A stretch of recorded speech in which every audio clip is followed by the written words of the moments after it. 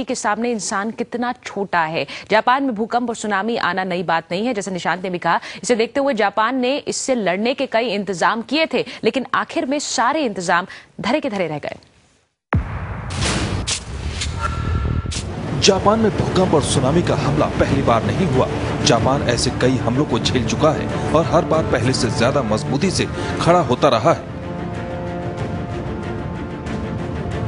Japan की इसी मजबूत इरादों की निशानी थी ये मजबूत दीवार। इस दीवार को समुद्री लहरों से बचाव के लिए बनाया गया था।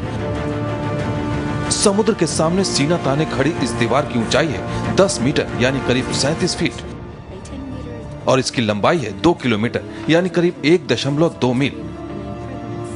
इस दीवार के पीछे बसा है समुद्र की तरफ से आने वाले हर खतरे से बेखबर मियाको शहर।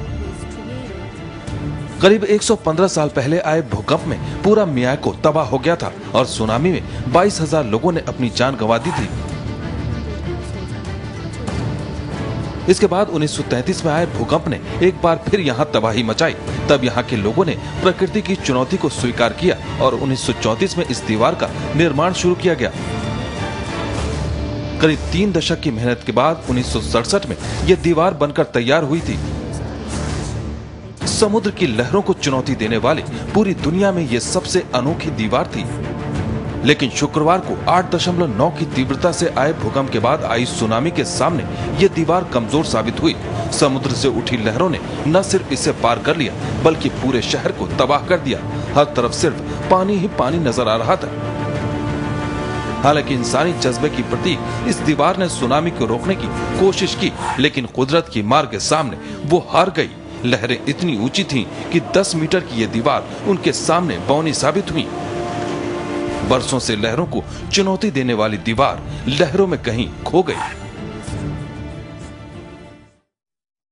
और इस सुनामी के बाद सबसे बड़ा खतरा न्यूक्लियर रेडिएशन लीकेज का बना हुआ है। हम आपको एक बार फिर दिखाते हैं वो हाइड्रोजन ब्लास्ट जो कि दाइची पावर प्लांट के प्लांट नंबर 1 और 3 में हुए। शनिवार को फुकुशिमा प्लांट नंबर 1 में विस्फोट हुआ था और आज प्लांट नंबर 3 में विस्फोट हुआ है। देखिए दोनों तस्वीरें, जहां पर जैसे ही विस्फोट हुआ धुएं का गुबार, सफेद धुआं पूरे इलाके में फैल गया और लगातार आशंका शनिवार के ब्लास्ट के बाद जताई जा रही थी कि प्लांट नंबर 3 में भी विस्फोट हो सकता है। और ये ज्यादा घातक है क्योंकि प्लांट नंबर 3 में यूरेनियम के साथ साथ प्लूटोनियम भी ईंधन की तरह इस्तेमाल होता है फिशन रिएक्शंस के लिए, और ये ज्यादा घातक होता है। बाकी प्लांट्स में सिर्फ यूरेनियम इस्तेमाल हो रहा है।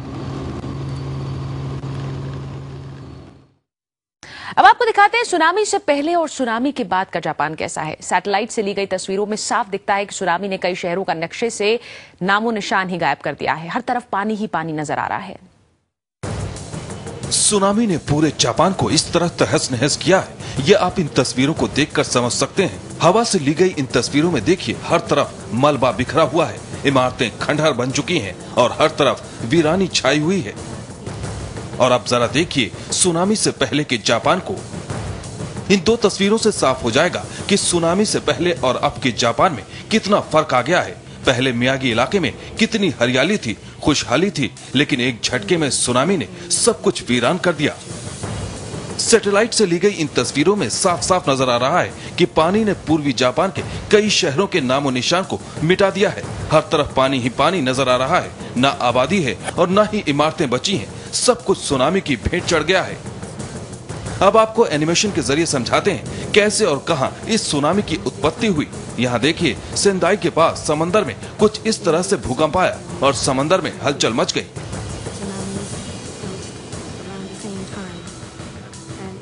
इसके बाद समंदर की लहरों ने पूर्वी और पश्चिमी इलाकों की तरफ रुख किया।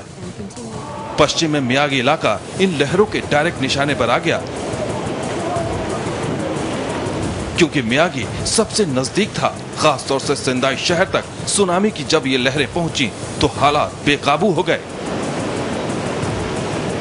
एनिमेशन के जरिए आप देख सकते हैं ये लहरें कितनी प्रचंड थी। 20 से 30 फीट ऊंची इन लहरों ने जापान के पूर्वी तट को नेस्त नाबूद कर दिया। कुछ नहीं बचा, अगर बचे तो सिर्फ तबाही के निशान।